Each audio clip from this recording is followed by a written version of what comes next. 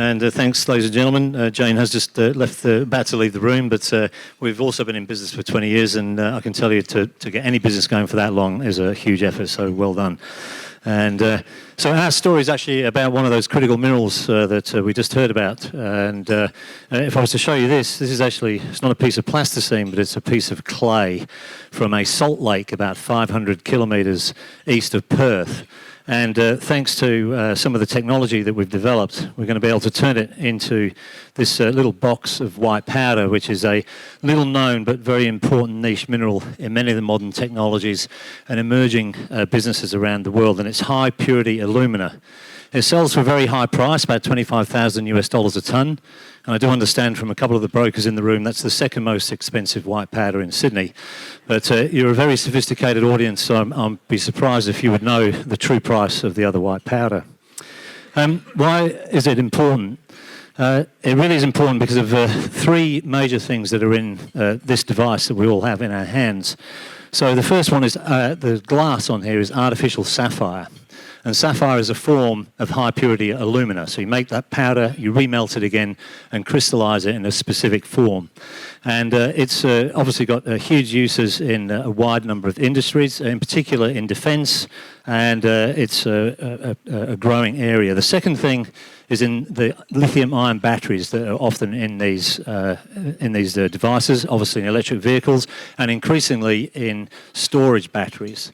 So HPA is actually chemically inert and thermally inert, and so this is what drives its use in all of these industries. So in batteries, it's used as a separator between the anode and the cathode. So we've all seen pictures of Tesla batteries catching on fire, and that's because the separator is peeled away from the wall, and the chemicals between the anode and the cathode mix, and it catches on fire, very difficult to stop. So it's a very important component of that battery. And the last one, and certainly the largest growing sector, is actually in the semiconductors that are now in every device, almost ubiquitously, including your washing machines nowadays. And and to make those semiconductors, a couple of things have to happen. First of all, you have to polish the particles of silicon carbide and gallium arsenide and nitride that go into the modern semiconductors. Very hard thing to do. HPA is the second hardest natural substance known to mankind, and it's used to polish those particles in slurries at a very high degree of perfection. And then secondly, it's used to package around the semiconductor to prevent heat buildup. And so we can imagine that with all of those particular industries, the demand for HPA is growing at sort of 15 to 20% per annum. And you're going to hear another story from HPA from my colleague in the business, Michael McCann, shortly. And so where does that leave impact? So I mentioned this particular salt lake, the clay in through here. We believe that a combination of two things are going to make us one of, if not the lowest cost producer of this material anywhere globally, and potentially by a significant margin over many of the incumbent producers. So first of all, the salt lake, we've done a feasibility study on it. There's about $15 billion worth of HPA in the top 2 metres of a salt lake about 500 kilometres east of Perth. It's very simple to dig, and we're going to dig it up and truck it to Perth. Low environmental footprint, no heritage concerns, and the NPV on that project is about $1.2 billion, and our current market cap is about 25. So there's a big value gap there to fill. So as we were doing the pre-feasibility study, coming to the end of it, one of our competitors in the space actually went into administration, and they actually had a processing technology platform that when we looked under the hood was actually quite elegant. And by sheer fluke of nature, the minerals in our lake, they're using in a chemical feedstock to use this processing technology. So at the moment, we're looking to trying to integrate them. So we purchased 50% share of the technology platform. We took it out of administration. It came with a pilot plant that was about 80% complete. It came with its own analytical laboratory and already existing relationships into consumers and R&D organisations around the world. So it was a fantastic acquisition. We've had it for about 15 months. That pilot plant is now working in batch mode. We're looking at integrating the feedstock into the two, and we believe that the economics of everything that we're doing are only going to get better from the 1.2 billion NPV that we'd already published. And so this is where we sit right now. We have the pilot plant, as I say, it's operating in batch mode.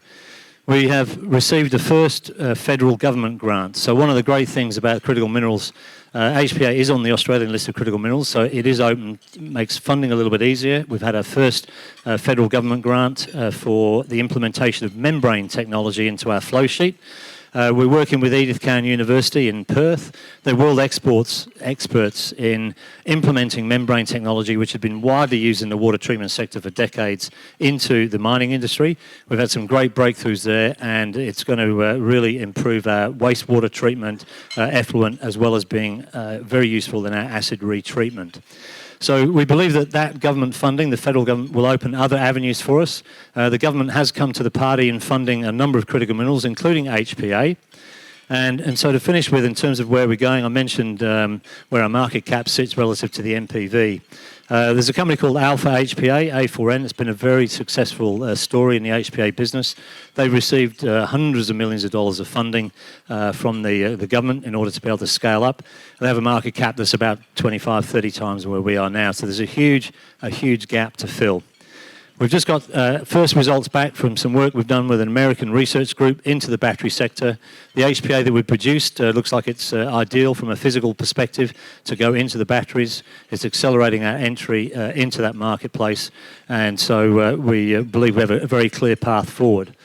I will say that development studies in critical minerals is not the sexiest thing in the marketplace, but what is very clear is that we now have a very obvious 3-year business plan to gain customers, scale our production, and enter this very exciting business as we develop our skills in materials science.